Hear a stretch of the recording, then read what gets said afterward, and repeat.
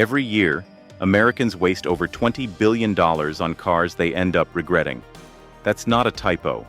Billion with a B. That new car feeling vanishes fast when you're stranded roadside with a dead engine, or watching your $30,000 investment drop to $5,000 in value within months. These 9 cars were so catastrophically bad, owners literally broke down in tears. From exploding fuel tanks to engines that quit after just 30,000 miles, these vehicles earned their spot in automotive infamy. We analyzed thousands of owner complaints, reliability reports, and safety records to identify the absolute worst offenders in car history. Models so terrible that dealerships refused them as trade-ins. Car number 3 was so dangerous, its manufacturer knew it could kill people, and sold it anyway. Car number 1, Pontiac Aztek, 2001 to 2005. General Motors marketed the Pontiac Aztek as a sport recreational vehicle for active, younger buyers. Instead, it became automotive history's most ridiculed design failure. Its bizarre styling looked like different design teams worked on each section without communication. The awkward split grille front and tent-like rear glass created terrible visibility for drivers. Performance disappointed too. The 3.4-liter V6 engine delivered only 185 horsepower, making the heavy 4,000-pound vehicle dangerously slow when merging onto highways. Owners faced serious reliability problems within months. Electrical systems failed regularly, and the cooling system was notorious for head gasket failures at just 60,000 miles, repairs costing over $2,000. J.D. Power ranked the Aztek in the bottom 3% of all vehicles, with owner satisfaction scores of just 2 out of 10. Resale values plummeted immediately, with 2-year-old models selling for 45% below their original price. Today, low-mileage examples struggle to fetch $3,000, a 90% loss from their original $30,000 price tag. Car number 2, Yugo G-Fi, 1985 to 1992. The Yugo arrived in America in 1985 with one selling point: its $3,990 price tag, making it America's cheapest new car. This Serbian-built hatchback promised basic transportation anyone could afford. What buyers got was outdated technology and shockingly poor quality. Door handles broke off in owners' hands. Electrical systems failed during rainstorms.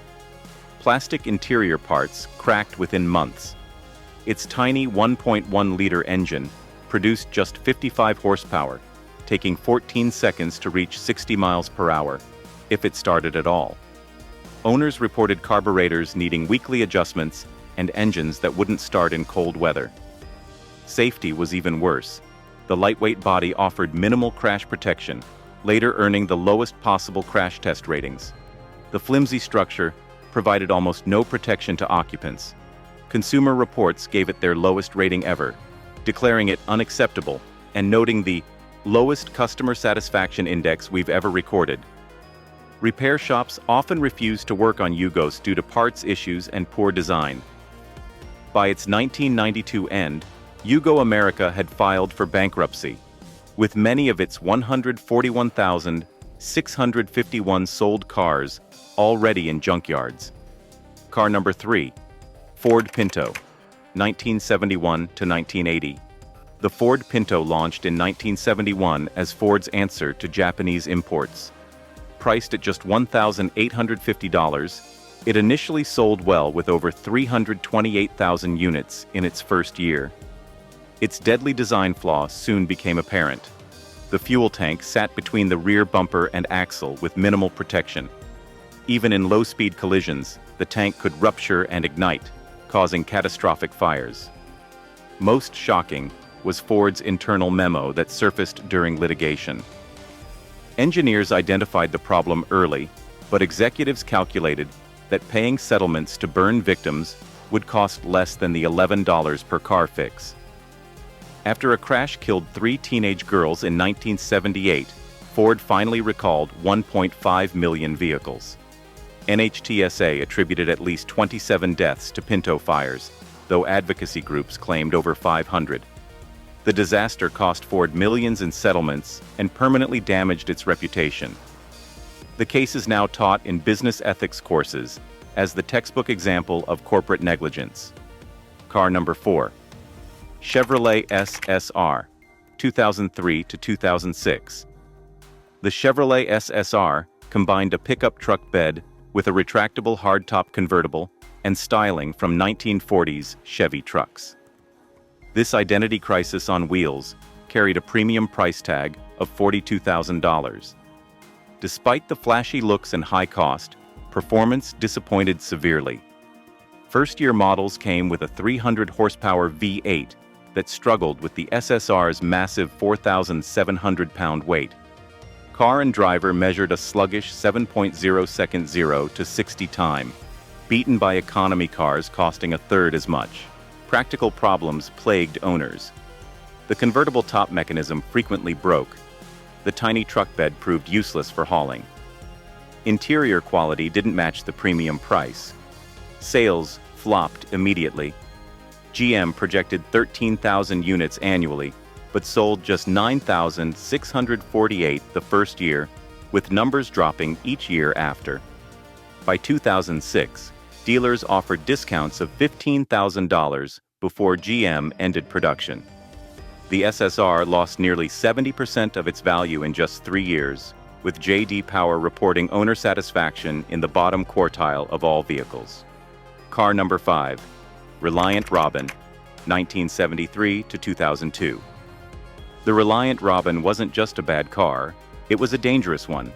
This British three-wheeler placed its single wheel at the front, creating what engineers later called inherently unstable geometry. The result? A vehicle that tipped over during normal cornering. Tests showed the Robin would roll at just 0.37 grams of lateral force, about the same as making a normal turn at 25 miles per hour. For comparison, most cars can handle at least 0.8 grams before losing grip. Owners developed specific driving techniques, leaning toward the inside of turns to keep all wheels on the ground. Build quality made matters worse. Its fiberglass body often developed cracks within months. The 850cc engine produced just 40 horsepower, but still managed to overpower the front wheel's limited traction, causing spinouts on wet roads. Despite these flaws, over 63,000 were sold in the UK. Why? A legal loophole classified it as a motorcycle, allowing drivers to operate it without a full license and pay lower taxes. Former owners report nightmarish maintenance. One recalled, "The entire drivetrain needed rebuilding every 30,000 miles. I spent more fixing it than buying it."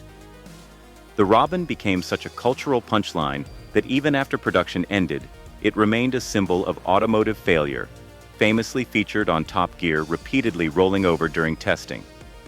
Car number 6. Chrysler PT Cruiser Convertible, 2005 to 2008. The regular PT Cruiser was already controversial for its polarizing retro design, but Chrysler somehow made it worse by creating a convertible version. Removing the roof from a vehicle never designed for it created a structural nightmare. Without proper reinforcement, the body flexed noticeably over bumps. Owners reported doors that wouldn't close properly after just months of driving on normal roads. The convertible top mechanism frequently jammed, leaving drivers exposed to sudden rainstorms. Performance suffered significantly. The added 300 pounds of bracing, which still wasn't enough, slowed the already underpowered car.